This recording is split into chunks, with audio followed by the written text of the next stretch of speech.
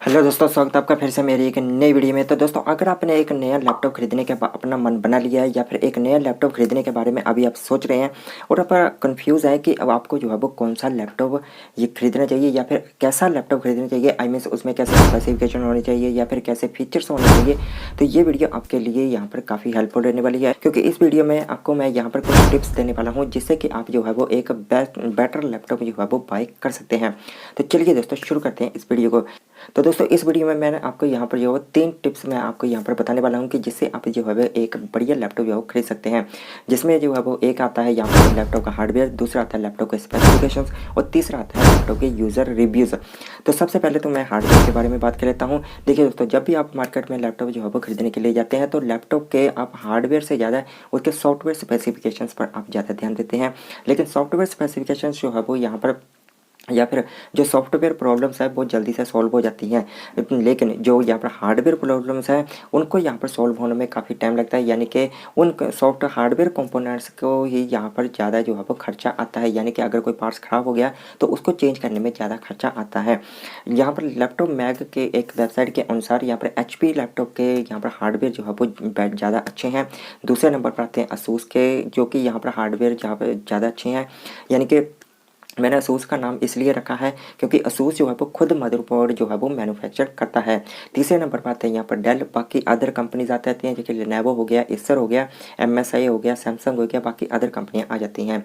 तो दूसरे नंबर पर अभी आते हैं यहाँ पर स्पेसिफिकेशंस के बारे में। तो दूसरा लैपटॉप खरीदने से पहले आपको जो दूसरा टिप्स यहाँ पर याद रखना है वो है उसके लैपटॉप के स्पेसिफिकेशंस, यानी कि लैपटॉप के यहाँ पर हार्डवेयर और सॉफ्टवेयर के कुछ स्पेसिफिकेशन और फीचर्स हैं। जैसे कि इनमें से जो सबसे पहला हो गया यहाँ पर रैम। आप कई मार्केट में कई तरह की कंपनियां जो है वो रैम को बनाती हैं, लेकिन आपको उस लैपटॉप रैम के ब्रांड से ज़्यादा आपको यहाँ पर उसके स्पीड और वर्जन पर आपको ध्यान देना चाहिए। स्पीड पर इस तरह से जैसे कि ये उसमें 800 मेगाहर्ट्ज़ वाली रैम है या फिर 1300 मेगाहर्ट्ज़ वाली रैम है या फिर 1600 मेगाहर्ट्ज़ वाली रैम है। हाईएस्ट जो है वो 3300 मेगाहर्ट्ज़ तक जो है वो जा सकती है। लेकिन इस पर भी डिपेंड करता है कि जो लैपटॉप आप खरीद रहे हैं या फिर जिस कंपनी का आप लैपटॉप खरीद रहे हैं वो इसको जो है वो सपोर्ट करती है कि नहीं करती है। उसके बाद आते हैं इसके वर्जन, जैसे कि DDR1 से DDR5 तक रैम के वर्जन है। तो DDR4 और DDR5 वाली जो अभी लेटेस्ट में जो रैम है उनको ही आप यहाँ पर बाय कर सकते हैं। उसके दूसरे नंबर पर आता है यहाँ पर प्रोसेसर।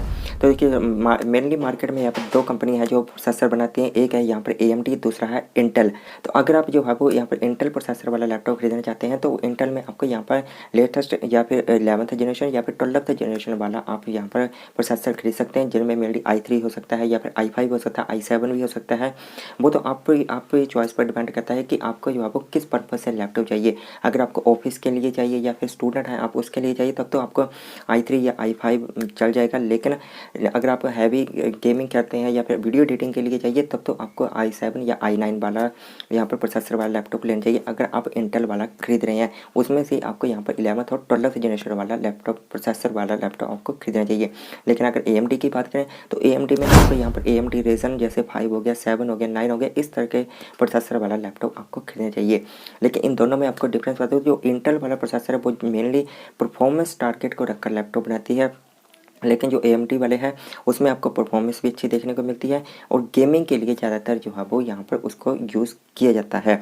तो उसके बाद मैं यहाँ पर तीसरे नंबर पर बात करूँ लैपटॉप के ग्राफिक्स कार्ड। अगर दोस्तों अगर आप यहाँ पर हैवी यूज़र नहीं हैं तब तो आपके लिए इंटीग्रेटेड ग्राफिक्स कार्ड का वाला लैपटॉप का अच्छा रहता है।